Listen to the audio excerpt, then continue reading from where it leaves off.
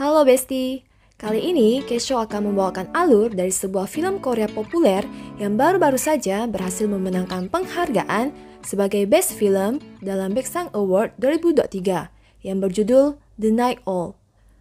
Film ini mengisahkan seorang pria bernama Chon Kyung-soo yang diperankan oleh Ryu Jun-yeol yang merupakan seorang ahli akupuntur yang buta.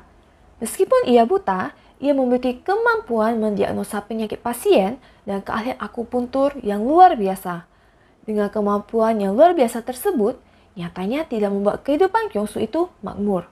Kyung-soo hidup miskin bersama dengan adiknya yang bernama Kyung-jae. Kyung-jae mengidap suatu penyakit yang mengharuskannya meminum obat setiap hari. Karena kondisi keuangan yang semakin sulit, membuat Kyung-soo bertekad untuk menjadi tabib kerajaan agar bisa membeli obat untuk adiknya dan memperbaiki kehidupan mereka yang lebih sejahtera. Dan nasib baik pun terjadi pada Kyung-soo. Seorang kepala tabib kerajaan bernama Lee Hyung-ik merekrut Kyung-soo sebagai tabib kerajaan setelah dibuat terpukau dengan kemampuan medis Kyung-soo yang luar biasa. Meski tanpa melihat dan menyentuh pasien, Kyung-soo bisa memperkirakan masalah kesehatan pada pasien dengan hanya mendengarkan gerak-gerik pasien dan berhasil melakukan pengobatan dengan ilmu akupuntur yang ia kuasai. Sontak Kyung-soo pun merasa senang karena ia berhasil menjadi tabib kerajaan dan cita-citanya untuk memperoleh banyak uang akan segera terwujud. Meski ia harus berpisah dari adiknya selama sebulan, namun ia yakin bahwa itu adalah keputusan yang tepat demi kesembuhan adiknya. Tiba sudah hari di mana Kyung-soo akan pertama kalinya mulai bekerja di istana. Kyung-soo pun ditemani oleh Man-sik yang membantunya pergi menuju istana. Selama di istana, tampak Kyung-soo sedikit diremehkan oleh beberapa pekerja lainnya karena mereka tahu bahwa Kyung-soo adalah seorang buta. Namun, hal itu tidak menyurutkan semangat daripada Kyung-soo. Kyung-soo sendiri nyatanya memiliki suatu rahasia besar yang ia sembunyikan dari orang-orang. Ia memang tidak bisa melihat di siang hari. Namun, saat keadaan menjadi gelap, ia seketika bisa melihat dengan jelas. Sekarang sudah tahu kan mengapa judulnya The Night Owl? Yaps, itu karena si Kyung-soo bagaikan seekor burung hantu yang hanya bisa melihat jelas di malam hari. Setiap malam, Kyung-soo akan diam-diam menulis surat untuk dikirimkan kepada adiknya, Kyung-jae. Kyung-soo dan Man-sik tampak sedang bekerja. Man-sik pun memberitahu Kyung-soo bahwa putra mahkota akhirnya dibebaskan setelah 8 tahun ditawan oleh dinasti Qing. Ini merupakan suatu kabar baik karena akhirnya putra mahkota bisa kembali pulang ke istana. Lagi asyik-asyiknya berbincang, tiba-tiba datanglah kepala dayang yang mencari tabib untuk mengobati Putri Soyong. Malamnya, Kyung-soo dibawa oleh kepala tabib menuju kamar Putri Soyong. Kyung-soo ditugasi untuk melakukan pengobatan kepada Putri Soyong. Putri Soyong pun mulai melepaskan bajunya dan berbaring. Karena kondisi saat itu gelap, Kyung-soo dapat melihat semuanya dengan jelas. Ia tampak gugup dan salah tingkah karena untuk pertama kalinya ia menyaksikan pemandangan tubuh indah secara close up dari seorang wanita. Namun, Kyung-soo berusaha fokus dan mulai mengobati Putri Soyong. Tampak Putri Soyong sangat puas dengan hasil akupuntur yang dilakukan oleh Kyung-soo. Usai mengobati Putri Soyong, Kyung-soo pun beristirahat sejenak di suatu tempat. Lalu, ia tidak sengaja melihat cucu satu-satunya raja yang bernama Sok-chol yang sedang memeras celananya. Sepertinya Sok-chol mengompol dan berusaha menyembunyikan hal itu. Saat memeras celananya, kancing celana Sok-chol tidak sengaja terbang dan mendarat di sekitar kaki Kyung-soo. Sok-chol pun panik menyadari ada orang lain yang melihatnya. Ditambah suara dayang-dayang yang mencarinya membuat Sok-chol segera bersembunyi. Sok-chol meminta Kyung-soo untuk tidak memberitahukan keberadaannya. Para dayang pun bertanya pada Kyung-soo. Dan Kyung-soo menjawab bahwa ia adalah seorang buta, sehingga ia tidak tahu keberadaan orang yang mereka cari. Para dayang pun pergi meninggalkan Kyung-soo. Sok-chol pun akhirnya keluar dari tempat persembunyiannya setelah para dayang pergi, dan dia pun mendatangi Kyung-soo. Sok-chol terkejut mendengar Kyung-soo adalah seorang buta, dan mengira bahwa Kyung-soo tidak melihat apa yang ia lakukan sebelumnya. Ia pun mengambil kancing itu dan berlari pergi. Tiba di hari kepulangan putra mahkota pun pulang diiringi dengan sambutan dari para rakyat. Namun, situasi meriah itu tidak kita jumpai di istana. Meskipun putranya sendiri akan segera pulang, namun raja tampak sama sekali tidak melakukan acara penyambutan apapun. Raja memang dalam kondisi yang sakit, namun tampaknya raja merasa gelisah dengan kepulangan putra mahkota. Hingga akhirnya putra mahkota beserta istrinya pun tiba di istana. Dan untuk pertama kalinya, mereka bertemu kembali dengan Sokchol, putra mereka, setelah terpisah selama 8 tahun. Di momen yang mengharukan itu, akhirnya keluarlah raja beserta para pegawainya menyapa kembali putranya yang telah dibebaskan oleh musuh. Bukan hanya saja menyambut putranya, rupanya raja juga harus menyambut kedatangan musuh yang sebelumnya telah menyandera putra mahkota. Mereka melakukan penghinaan kepada Raja Inju dan menyatakan niat mereka untuk menggulingkan raja. Mendengar hal itu, raja pun semakin gelisah dan marah. Raja Inju sendiri memiliki kegelisahan dan takut bahwa putranya telah dipengaruhi oleh musuh. Hal itu dibuktikan dalam percakapan mereka. Tampak jelas Raja Inju dan putra mahkota memiliki pandangan yang berbeda mengenai masa depan Joseon. Putra mahkota membujuk ayahnya agar berdamai dengan Qing dan mulai beradaptasi dengan perubahan mengingat kondisi Joseon yang semakin terpuruk akibat invasi Jepang. Namun di sisi lain, Raja Inju bersikap keras kepala dan skeptis terhadap perubahan, apalagi yang berasal dari orang-orang luar. Raja Inju tetap berpegang pada pemikiran lamanya dan enggan menerima usulan putra mahkota. Putra mahkota sendiri sebenarnya juga sedang sakit. Ia terus-menerus batuk dan raja mengusulkannya untuk menemui tabib. Hingga akhirnya Kyungsu lah yang dipilih untuk menjadi tabib bagi putra mahkota. Suatu malam, Kyungsu dipanggil untuk mengobati putra mahkota. Kyungsu pun mulai melakukan akupuntur dan memeriksa putra mahkota.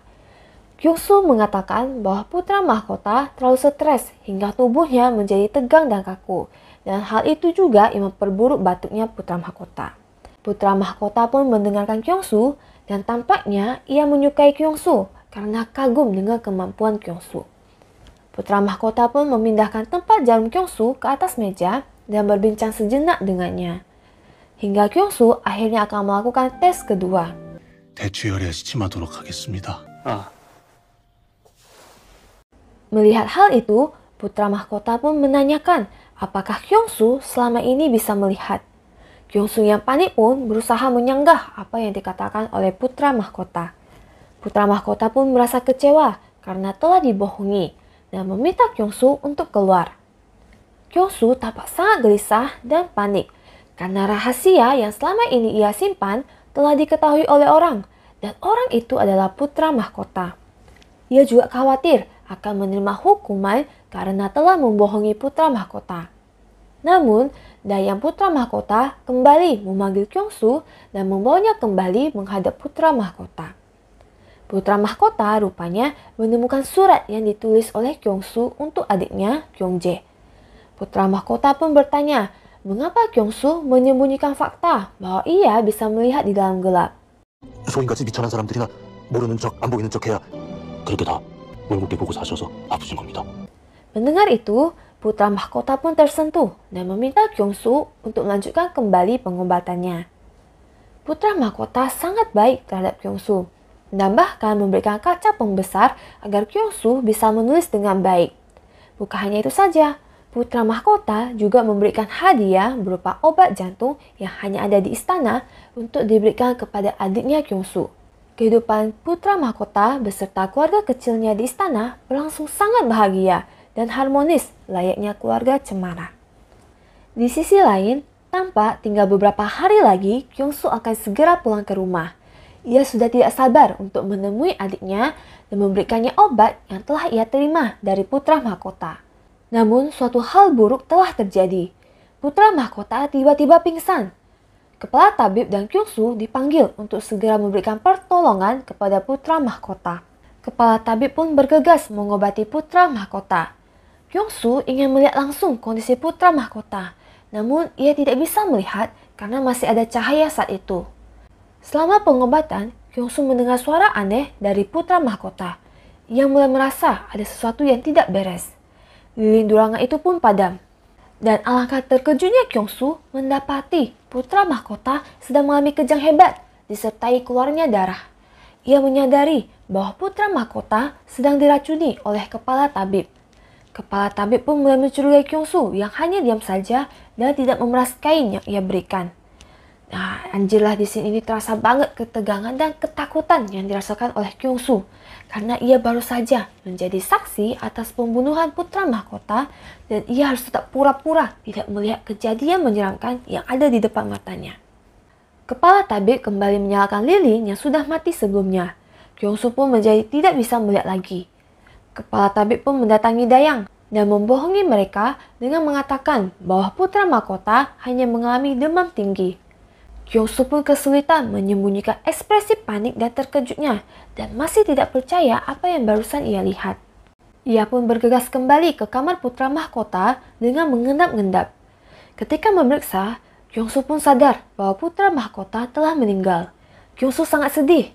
Kemudian ia tidak sengaja melihat sebuah jarum yang masih tertusuk di kepala putra mahkota. Kyung-soo pun mengambilnya.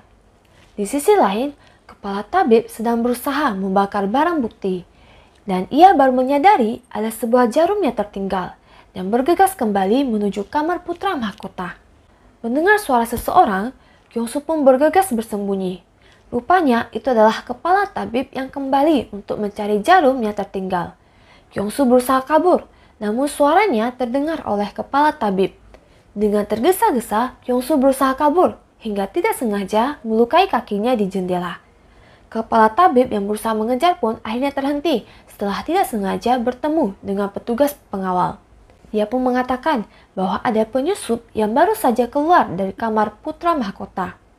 Di waktu yang sama, kabar kematian putra mahkota pun tersebar di istana dengan cepat. Tampak raja sudah berada di kamar putranya itu dan menangisi dengan pilu kematian putranya. Tiba waktunya interogasi. Kepala tabib dan Kyung-soo dipanggil untuk memberikan kesaksian karena merekalah tabib yang terakhir kali merawat putra mahkota. Kepala tabib beralibi bahwa mereka hanya mengobati putra mahkota sesuai prosedur. Sedangkan kepala menteri menemukan beberapa barang bukti berupa racun dan surat yang berisikan perintah pembunuhan. Kepala menteri yakin bahwa putra mahkota tidak tewas karena sakit, melainkan karena ia telah dibunuh. Merasa terpojok, kepala tabib pun mengatakan bahwa saat ia kembali untuk memastikan keadaan putra mahkota, ada penyusup yang kabur dari jendela.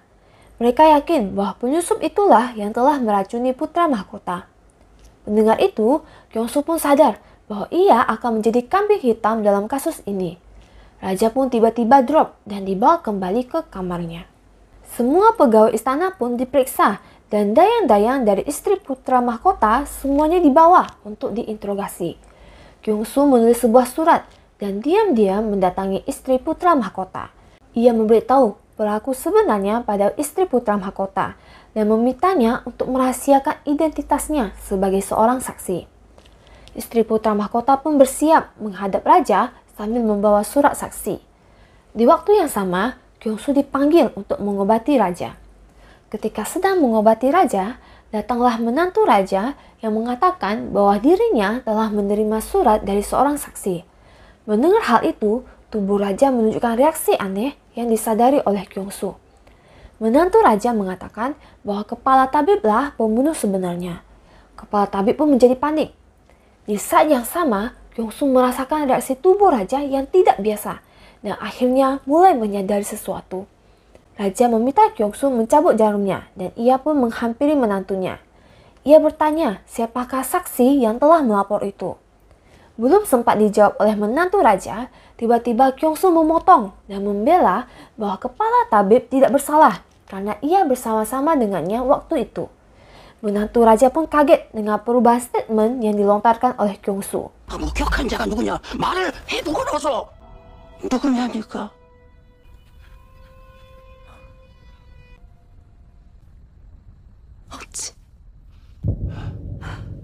Tidak mendapat jawaban yang ia inginkan, raja pun menuangkan racun pada sup dan meminta kepala dayang untuk memakannya.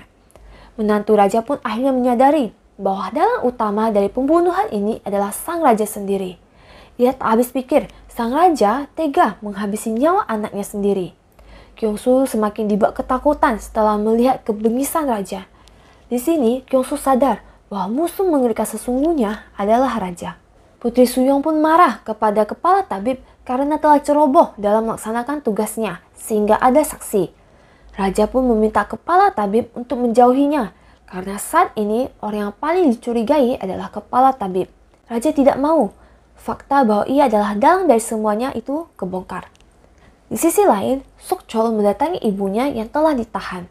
Baru sebentar saja ia bertemu dengan orang tuanya, menikmati kasih sayang orang tuanya, namun kejadian naas harus terjadi pada keluarganya. Ayahnya tewas dibunuh dan ibunya dipenjara. Ibunya kemudian meminta Sok Chol untuk menemui tabib Kyung-soo. Di tempat lain, Mansik terlihat sedih dan panik melihat pujaan hatinya disiksa dan dipenjara. Mansik pun berusaha meminta bantuan orang-orang agar bisa melepaskan para dayang-dayang yang disiksa itu. Lalu Mansik tidak sengaja melihat Kyung-soo yang sedang berlari dan mencari sesuatu. Mansik akhirnya pun sadar bahwa Kyung-soo bisa melihat dan ia pun memarahi Kyung-soo. Namun tiba-tiba datanglah Sok Chol. 무엇을 본 것이냐? 이영익이 세자 저하를 독살했습니다. 지시한 것은 주상전하십니다. 거짓말이다. Sok Chol semakin frustasi mengetahui bahwa kakeknya sendirilah yang menjadi dalang atas kemalangan yang menimpa keluarganya. Sedangkan Kyung-soo sendiri berada di posisi yang sulit. Ia seperti terkena perangkap yang tidak ada jalan keluarnya. Dan jalan satu-satunya bagi dia adalah hanya diam saja. Sok Chol pun memohon kepada Kyung-soo untuk mengungkapkan kebenarannya. Kyung-soo dan Mansik terus berpikir cara terbaik yang bisa dilakukan. Hingga akhirnya Kyung-soo mengingat bahwa ada satu-satunya barang bukti yang bisa digunakan untuk mengungkap kebenaran dari kasus ini. Mereka pun pergi menuju ruangan kepala tabib dan mencari sebuah bungkusan. Di sisi lain, Sok Chol menemui kepala menteri dan memberitahu ada saksi dari kasus kematian ayahnya. Dan saksi itu adalah Kyung-soo. Kemudian datanglah Kyung-soo dan Mansik.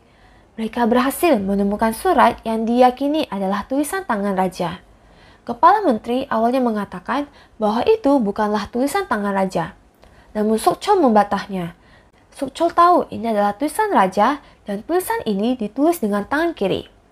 Namun bukti surat ini dianggap tidak terlalu kuat. Mereka perlu bukti bahwa ini adalah tulisan dengan tangan kiri raja untuk memastikan bahwa surat ini ditulis sendiri oleh raja. Kyung-soo pun mendapat cara untuk mendapatkan tulisan tangan kiri raja, meskipun ada konsekuensi besar yang harus ia tanggung. Akhirnya, mereka pun bersiap dan sekaligus mempersiapkan kudeta terhadap Raja Inju. Raja diberikan himbauan untuk segera melakukan pengobatan bila tidak ingin terkena kelumpuhan total. Sebenarnya ini adalah akal-akalan Kyung-soo agar bisa mendekati raja. Raja pun mengiyakan dan Kyung-soo pun mulai melakukan akupuntur. Raja pun diminta untuk menulis sebuah surat. Tepat sebelum raja menulis, Kyung-soo pun menusukkan sebuah jarum di leher raja yang menyebabkan kelumpuhan pada tangan sebelah kanan. Kyung-soo pun mengatakan bahwa itu adalah gejala yang normal dari pengobatan ini. 이거 빼라. 지금 이 침을 빼면 평생 팔다리를 못 쓰실 수도 있습니다. 해가 뜨기 전에 첫 재를 올려야 합니다. 알겠어요. 내가 Raja pun akhirnya menulis dengan tangan kirinya.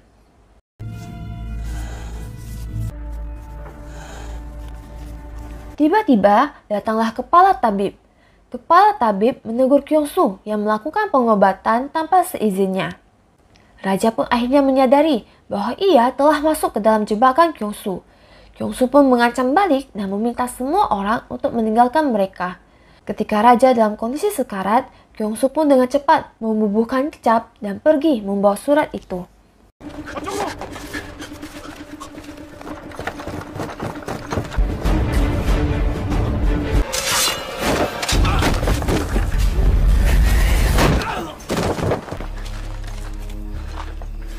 Setelah melewati berbagai lika-liku menghadapi para penjaga, akhirnya Kyung-soo berhasil membawa surat itu ke kepala menteri. Kemudian kepala menteri menyuruh Kyung-soo untuk pergi dan balik ke tempat asalnya. Kyung-soo sedikit merasa lega karena akhirnya ia bisa mendapatkan barang bukti yang bisa menggulingkan raja atas perbuatan tak biadabnya kepada putranya sendiri. Namun tak dapat dipungkiri, Kyung-soo masih merasa sedikit khawatir. Ketika ia akan keluar istana, ia tak sengaja mendengar bahwa Sok-chol tengah diobati oleh kepala tabib. Mendengar hal itu, Kyung-soo pun memutuskan untuk kembali ke istana. Ia berusaha menyelamatkan Sok-chol.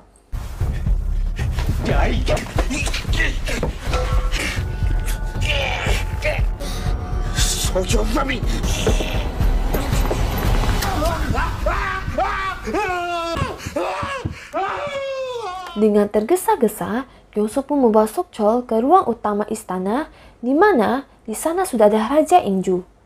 Raja Inju pun mencecar Kyung-soo dengan banyak pertanyaan. Ia mempertanyakan siapa yang menyuruh Kyung-soo melakukannya, siapa yang telah memerintahkan kudeta atas raja. Hingga akhirnya muncullah Kepala Menteri. Kepala Menteri meminta raja untuk segera turun dari tahtanya, selagi ia masih memintanya dengan baik-baik.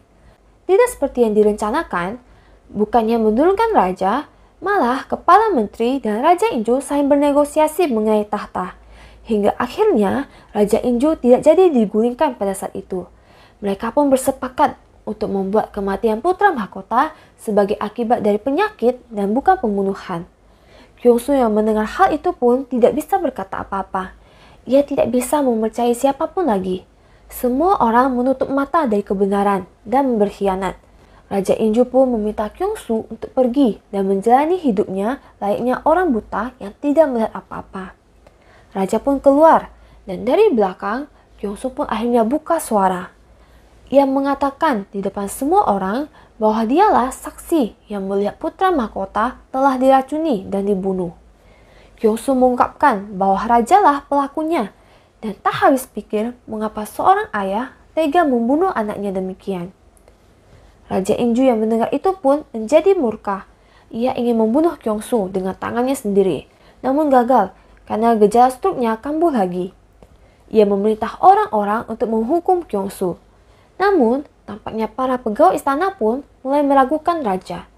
Raja pun semakin menggila dan akhirnya para pegawai pun melaksanakan apa yang diperintahkan oleh raja. Sok-chol dibawa ke pengasingan di Jeju dan meninggal perlahan di sana. Sedangkan ibunya beserta keluarga dari ibunya semua dieksekusi mati. Hingga Kyung-soo pun diperintahkan untuk dieksekusi mati juga. Menjelang ajalnya, Kyung-soo pun hanya terdiam menatap langit gelap, pasrah akan hidupnya. Waktu pun berlalu. Raja Inju tetap memerintah, namun bisa dilihat gak ada siapapun di sampingnya. Kondisi kesehatan Raja Inju pun semakin memburuk, hingga akhirnya dayangnya memanggil seorang tabib untuk mengobatinya.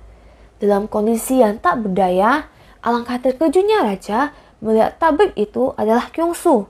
Kyung-soo pun menusukkan jarum yang berisi racun ke tubuh raja. Dan sudah bisa ditebak, raja pun tewas mengenaskan dengan cara yang sama dengan cara bagaimana ia membunuh putranya sendiri. Kyung-soo tetap hidup karena tentara Algojo tidak jadi mengeksekusi dirinya. Tampaknya para pegawai istana sudah banyak yang kehilangan kepercayaan terhadap raja.